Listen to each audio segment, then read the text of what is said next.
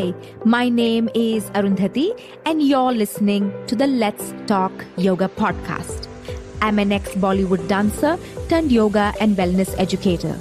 I've built a six-figure business as an immigrant, woman of color yoga teacher with no business background, no handstands, pure instinct, and the free information found on Google. If you love doing yoga and you dream of teaching it someday, this podcast is for you. We go over everything from doing and teaching yoga to scaling a small business, living a modern yoga lifestyle, and so much more. You'll find interesting, fun, raw conversations along with some tips, tricks, strategies, and insights in this podcast. So grab your cup of chai and let's jump in. Hi everyone, welcome to episode 50 of the Let's Talk Yoga podcast. We've officially completed half a century. Thanks to your support, your encouragement for letting this get this far. It feels like I haven't said it often enough, but thank you. We are approaching close to a year of having this podcast be live. And it makes me so happy just thinking about how clueless I was when I started this podcast to where we are today. And if I'm being honest, this particular episode that I'm doing right now was not on the cards as a podcast episode. I recently wrote a couple of posts on Instagram talking about yoga teacher trainings. And honestly, I wasn't expecting much of engagement or response. I mean, I obsess about TTs, but oh my God, I was so surprised that it almost triggered so many of you and it went viral. And I decided that it was time to bring that conversation to this platform to add more context, to problem solve with you. And I also know a lot of you are not on Instagram, so you do miss the daily posts that I put up on that medium. So if you are new to the Let's Talk Yoga podcast, firstly, welcome. And you may not know this about me, but I'm obsessed with how yoga teachers are created.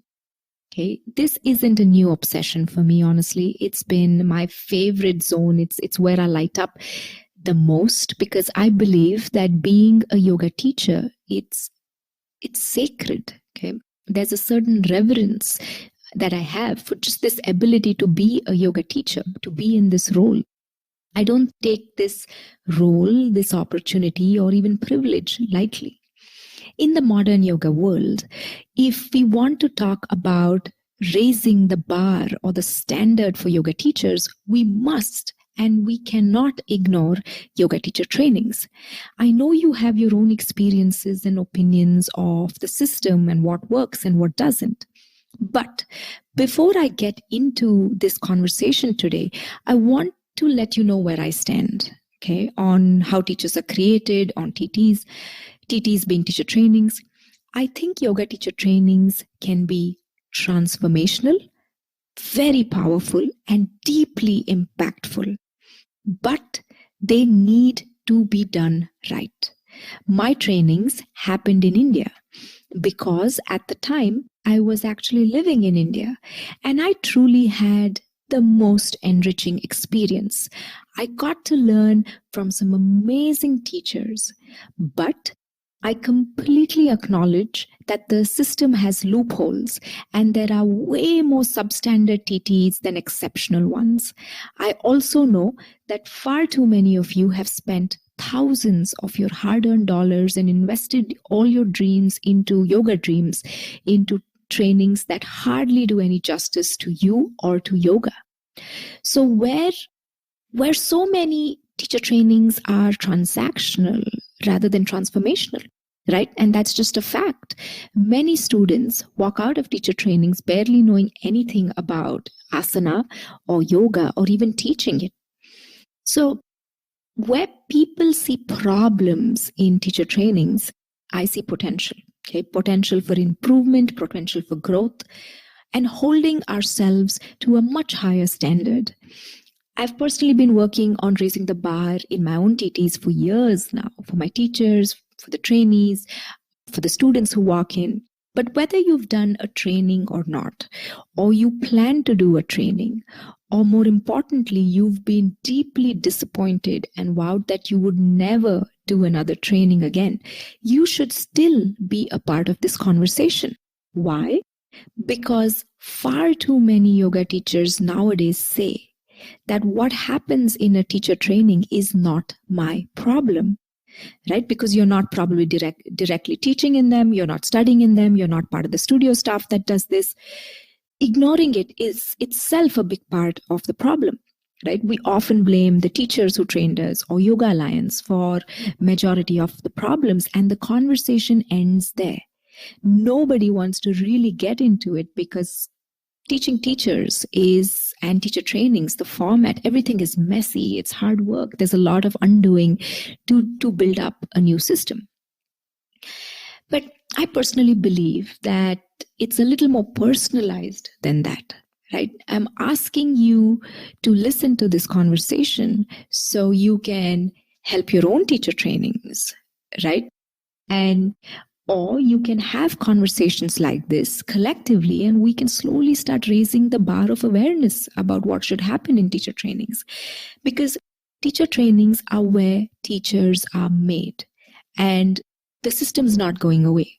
So in modern yoga, we've got to pay attention to it, and we've got to raise the bar for everyone involved, on both sides of the aisle. The students who come into the teacher training need to be of certain experience and certain caliber, as well as, or probably more importantly, the teachers and the staff on the other side really need to be serving yoga and have a really clear intention of how they will offer and structure the study program for the students who come in, as well as accountability in the long run. Now, since I've been working on my own teacher trainings in the past few months, I've been offering teacher trainings for a while now, but every year I go back and see what can be changed or improved. So I've kind of been eating, sleeping, thinking, and working on these teacher trainings round the clock. And that's my main goal for summer. So I've been sharing some insights that come up on Instagram. So the two posts I recently shared that seemed to have resonated or even triggered a lot of you was, the first one was the 5 things that you should hear on day 1 of a yoga teacher training. I had written this more than a couple of months ago, and I had just left it because I didn't think it would be interesting to anybody. And so that one just instantly took off, to my surprise and shock probably. And the second post I shared alongside that was 10 reasons why yoga teacher trainings fail. Okay.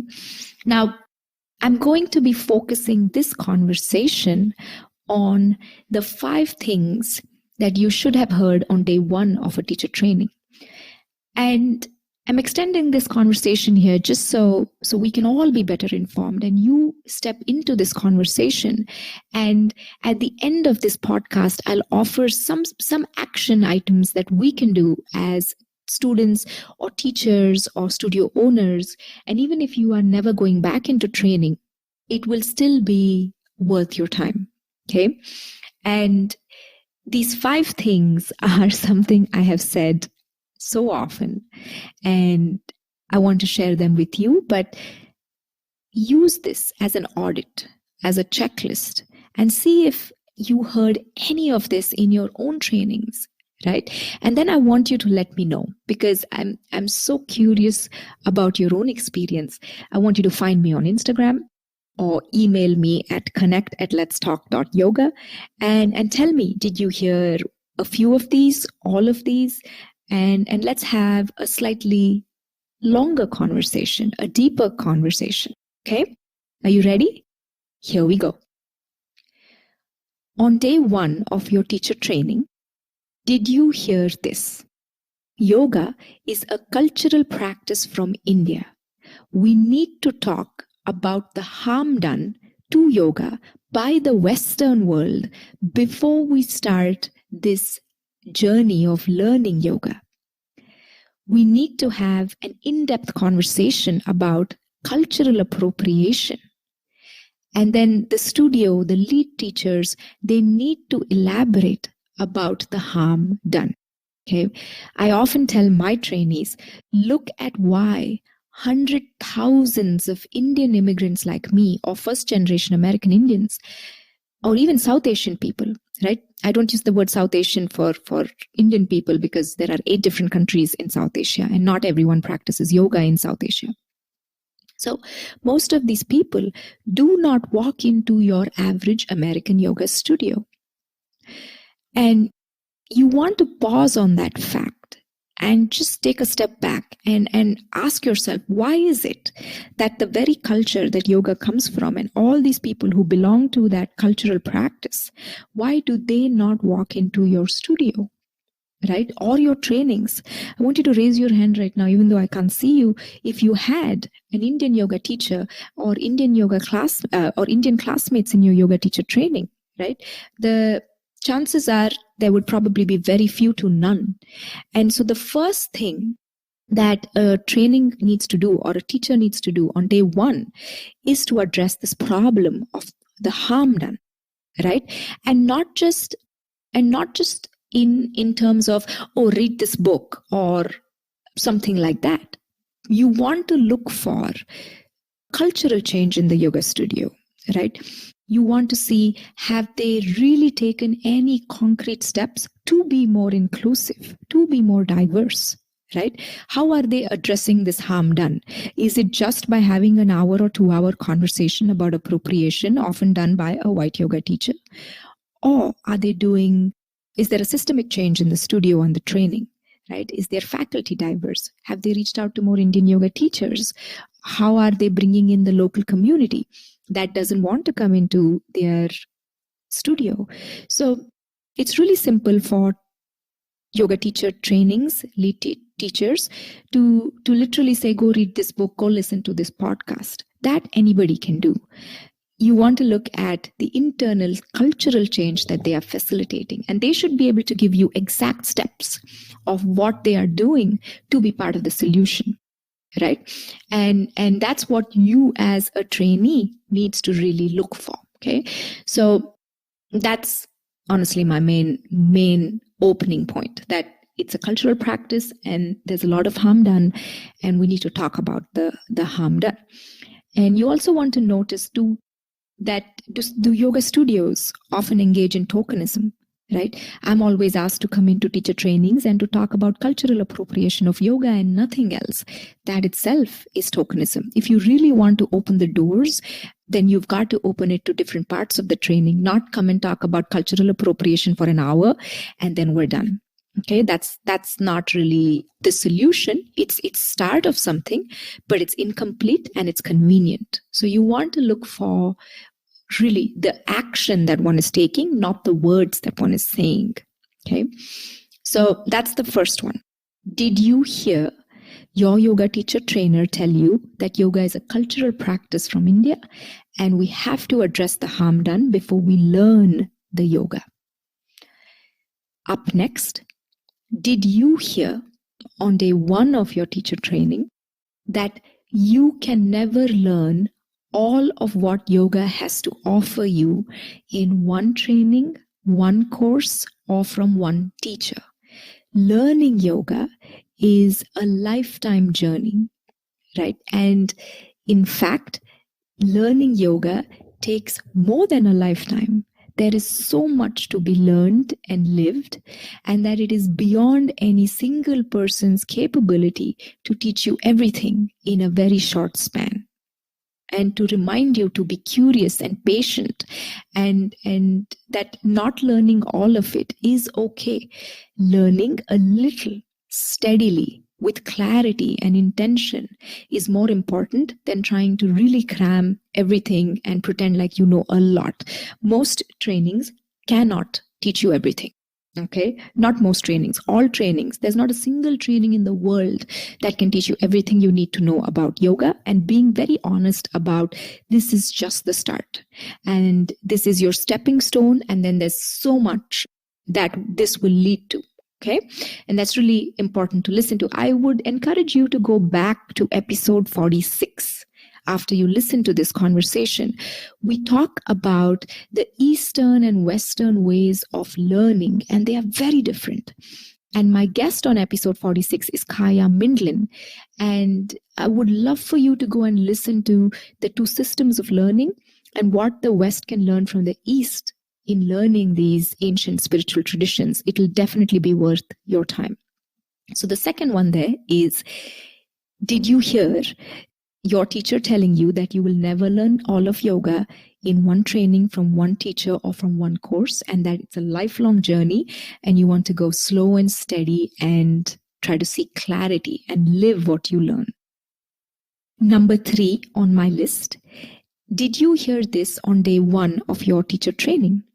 To be a good yoga teacher, you need to first be a great yoga student. I'm going to say that again because I think it is such an overlooked aspect. To be a good yoga teacher, you first need to be a great yoga student. Now, we all learn differently. We all are at different stages, and some people in trainings will learn faster and slower than others. And we need time to really assimilate what we learn. I make it very clear to my trainees on day 1 and probably on every single day possible that my aim is not to teach them how to teach yoga, right? We go too quickly from 0 to 60 when it comes to teaching yoga. My aim is only to teach them yoga for themselves, that too a part of it. And that's the main goal of the training, to make them the best yoga student or seeker that I possibly can during the training. And in the end of the training, yes, there's always options for some people to go the route of teaching it and for others to just remain as students and immerse themselves. And even for those who teach it, it's always the physical practice and not the label of a yoga teacher, right? In trainings, we have to understand that being a student of yoga is more important than being a yoga teacher training. Maybe we need to relabel the trainings as yoga student training or yoga student immersion training or something like that. I know it doesn't sound really cool, but you get my drift, right? Teaching yoga is a modern Western construct, and it does have loopholes. It also has a lot of advantages, but we'll have more of these conversations in the months to come on the podcast. Number 4 on my list of things to say on day 1 of your teacher training is, and I've said this so often, I bet you've heard it if you have been an OG listener of the show. The world doesn't need more yoga teachers. It needs better ones. The world doesn't need more yoga teachers. It needs better ones. Teachers who care about how yoga is taught and how it is passed down and how it's preserved. It needs yoga students who aren't in a rush to learn. It needs yoga students who look for internal satisfaction and growth and achievement internally rather than externally.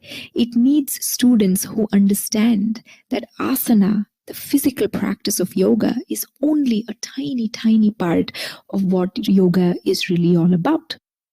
So that's number 4. The world doesn't need more teachers. It needs better ones. And we've got to set that higher standard.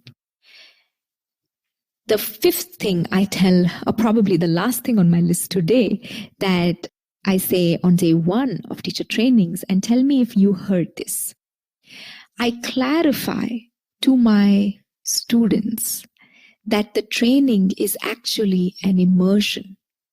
I give students the freedom to decide halfway or even a little beyond halfway point in the training if they would like to certify as an asana teacher or a yogasana teacher. I define a clear path detailing out the testing requirements and how I'm going to support and prepare them to get there. And that they can opt to go down that route, but they have extra work and commitments to do if they want to do that. But I take the pressure off on day 1, right? The pressure of teaching the subject, because teaching is an entire different skill set than learning.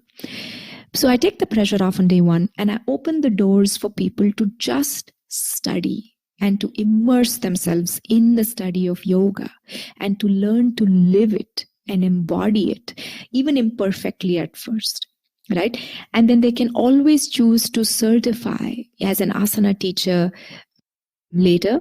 And they can also choose to back out of that commitment and be like, you know what, I tried this for a few weeks and months. It's not for me. I'm going to change my mind. I don't want to certify. And here's the best part. I give them the option to come back even perhaps in the next training or years later at pretty much no extra cost, because I want their entire focus, energy, intention, their heart, their head to be spent on learning yoga for themselves, to live it first, to be their own students first. And how can you teach something that you do not know to embody, right? So those are my 5, right? And the first one being yoga is a cultural practice. We have to talk about the harm done before we learn yoga and really looking at what the studio is doing. Then the second one being you'll never learn all of what yoga has to offer in one training or from one teacher. The third one being you have to be a great yoga student first to be a good yoga teacher. Number 4, the world doesn't need more yoga teachers. It needs better ones. Number 5, taking the pressure off to certify as a teacher and restraining myself from giving out teacher certificates. I don't give out teacher certificates. We have a few different options at the studio. We have immersive certificates and then teacher certificates for a few who do all the certification criteria, the written, the practical, so much more. Maybe I'll do another podcast episode if you're interested to understand the ins and outs of how the training works. So I'm just stopping at 5. Can you tell I am totally obsessed with how we can create high quality teachers? And I'll be dropping a few other conversations related to why teacher trainings fail, what we can do, and so much more, because I'm in this season of just really getting, like, rolling up my sleeves and getting into it. And the reason I'm sharing all of this with you is just to give you full context, to bring you into this conversation so you don't feel like an outsider and you don't feel like you have no say or you're not related to this aspect of training at all. And more importantly, so you can audit your own trainings and you can audit the trainings you've come out of, and you can hopefully improve or elevate or give me a high five that you're doing a lot of this already. And I just feel like we need to fix it in whatever way we can. So the future generations that study yoga, we're trying to do this in a way where we can serve them better. Okay. My teacher would always say, the day we graduated, he said, you are an ambassador of yoga. Remember, everything you do will reflect on your yoga, and you want to protect that. And he said it more eloquently than I am saying it, but I really took that to heart. So here are some actionable steps that you can take starting today, okay, to be a part of this conversation. I'm sharing 5 things here, but there's more, and I'm sure you can think of more. This is just to spark an idea, and then you fly with it. So number 1 is share conversations, posts, blogs about how to raise the bar for trainings with your yoga studio, the lead trainers you work with, but do it with the right tone, with respect and empathy. People will listen to you if you communicate with empathy. I did a whole episode on nonviolent communication with Judith Hansen Lassiter, and I'll link to that in the show notes. But we talk about nonviolent communication and why it matters for yoga teachers. You want to come at it as a suggestion, as an offering, and a conversation, and not personal attack. That's really important, okay? Because how you say it will determine whether you are listened to or not. So that's number 1, sharing resources with your studio and trainings and opening up the dialogue. Number 2 on this list is share your thoughts and your resources, or resources that you gather about these conversations with the bigger yoga names in this game, right? Like the big yoga studio chains, maybe Yoga Alliance, Yoga International, Yoga Glow, Yoga Journal, Alo, Gayam, and I'm sure I'm missing out a bunch of other big yoga. I don't like to call them gatekeepers, but you get my drift, right? Most of these people I mentioned are running teacher trainings of their own. And I wonder how much of what they're doing. So if you are linked to these or you interact with them in any way, then sharing resources with them and starting this conversation is an important part. Okay. I want you to really see, are they moving the needle for yoga? Or are they moving the needle only for themselves? And sharing these resources and asking for accountability is something we could do together. Don't leave it for somebody else. Each one of us needs to act to bring momentum and change. Okay. Number 3 on my list here is, and I know this will be a little challenging, but I'm going to offer it anyway. Okay. If you have the means, the funds, and the willingness and energy, and if you've been disappointed with your trainings, then retake a training. Start afresh, even though that means unlearning. So you feel like, the reason I'm saying this is I want you to feel more like a yoga insider than an outsider. I want you to feel the joy, the satisfaction, the peace that comes with learning from a wholesome teacher and being a part of a community that thrives on yoga and nothing else. Okay, so if you have the means to do so at some point in your life, consider it. And if not, then get into mentorship groups where we have conversations like this and you can be around like-minded people like we do in the Mindful Yoga Teachers Club. Number 4 on this list of things you can do to help is, if you own a yoga studio or you're a lead trainer in some capacity, then get your training audited. Okay. And you can do this with someone you trust and who will be very respectful of what you're doing and who's willing to sit down with you and go through your teacher training syllabus and really give you input, honest feedback, and show you areas of change and give you outsider's perspective, as long as the person you're asking is someone who has experience in teacher trainings. I mean, I do this for certain business leaders or business owners and lead trainers. It takes a certain amount of vulnerability, but if you are really looking at upping the game, then having your TT audited is not a bad idea. And it's actually more fun than most people realize. It's something I do. And we go get into a really respectful conversation. We view things and then we talk about why this section is there and why it can be replaced with something else and give it more context and just up the bar for teacher trainings. So if that's something you're interested in getting done for your training, then reach out to me, connect@letstalk.yoga, and we'll have a deeper, more in-depth conversation. And lastly, you can be a part of this conversation by just listening, sharing, engaging.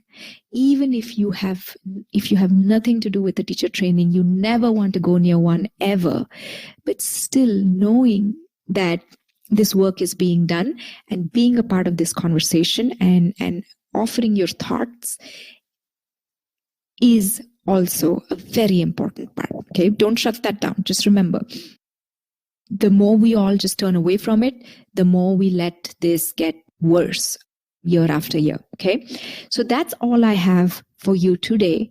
I hope by the end of these type of training conversations of how yoga teachers are created, you will be just as obsessed with this as I am. I really hope you found this conversation insightful. I even hope you enjoyed it. And I look forward to having more of these conversations. We've got a lot more coming up, but if you have something to share, then reach out to me, Instagram @Arundhati Baitmangalkar or connect@letstalk.yoga. And I can't wait to hear from you. I'll see you next week with a brand new episode.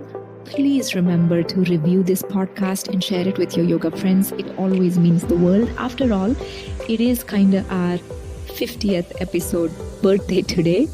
A big shout out to my producer, Shreya, who has been putting up with me for the past year and editing this podcast and making it sound the way it does on your end. Thank you. Okay. Thank you to Shreya. Thank you to the listeners and supporters. I'll see you next week with episode 51. Enjoy your week. Take care. Bye-bye.